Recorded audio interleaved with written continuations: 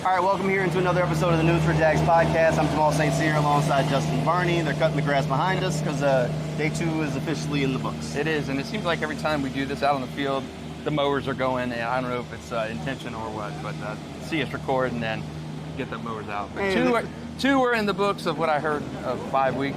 We got a little ways to go. It is officially just started, and through 2 days, there are a couple of things that we can kind of roll with. Defense is ahead of the offense. Yes. And it's not close. They've done 2 red zone periods of teamwork, and the defense has gotten interceptions on each day. I'm more impressed today with the defense than I was yesterday. Dewey Wingard had 2 picks in the end zone, one coming off when he was covering Evan Ingram. I thought Ventrell Miller had a play that jarred a ball loose. Really a good day all around for the defense. You buried the lead, though. There were 2 picks off Trevor Lawrence in the end zone. Yeah. Not the great day for Trevor. Not a good day for any of the quarterbacks, but I mean, when Trevor's throwing 2 picks to Dewey on really the same play, right? Good play from the defense. I thought all around 2 good days from the defense. Offense tends to start slowing these things. Saw some flashes. Brian Thomas Jr. had a touchdown catch. I saw. Also had a drop. He is coming along slowly, and I do think the defense is so far ahead of the offense right now. The offense will get there. Look, the offense will catch up. Normally in these things, the defense does start ahead. And I was talking to Andre Cisco, and he was excited to see the interceptions, but he did say in defense of the offense, the red zone is one of the hardest places to throw the ball in the field because it's just so condensed. But it's good to see the defense making those plays. Ryan Nielsen, we talked to him before practice. He said that he was excited to see that. He wants to see that, and those are the types of stops and turnovers in the red zone that can change football games. So he's excited for his guys. So far through camp, there were 3 picks on day 1, 2 on day 2, plus a couple other passes that guys made really great breaks on. Ventrell Miller made a great break on a play, couldn't really break it up. There were a couple other ones that were PBUs that got dug out late. So this defensive secondary and even the linebackers are competing. Right, and you're not even seeing a full-strength defense yet. The new Eric Armstead, he's on the PUP list.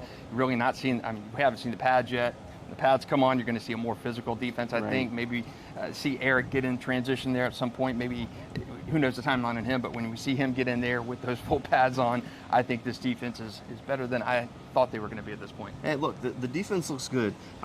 As we're sitting here talking, I'm trying to find the positive for the offense from today, and I'm searching, and I don't know if I can find one. There were a handful of passes that were high, off the mark from all 3 quarterbacks, some drops that were untimely. Elijah Cooks had one that was kind of nasty. It went through his hands. That's not great. But I don't really have that shining moment. Here's your silver lining from today for the offense. There was no player, at least to me, that really stood out.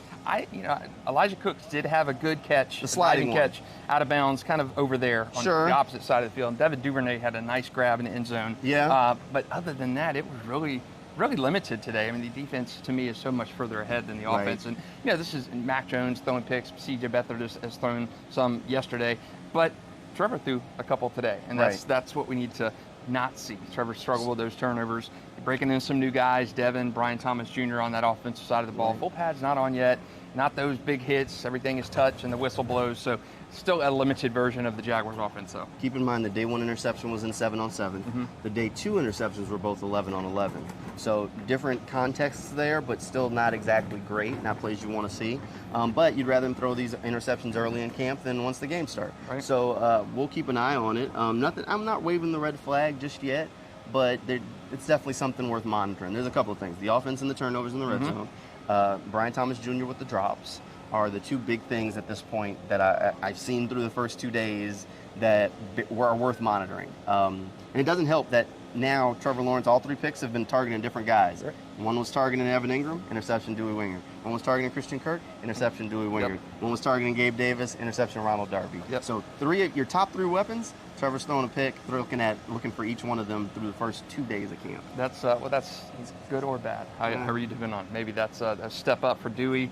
A nice Darby. He's a veteran. So again, defense is set up, I think, earlier on in camp to have better camps. You're putting them on. Again, the interceptions that he's throwing are not way down the field. These are red zone situations. It's condensed. Where again, you're having so many guys clustered up in that area where it is advantage defense. We heard that from Andre Cisco just a few minutes ago, and I think really defense gets the edge early on in camp, and we'll see if the offense can learn from it and grow. Certainly Trevor's rusty so far, but knock it out first day of camp. We've got a long way to go. Got to knock it out. I mean, another positive is Tyson Campbell has looked good so far. Yep. I don't think he's given up a catch.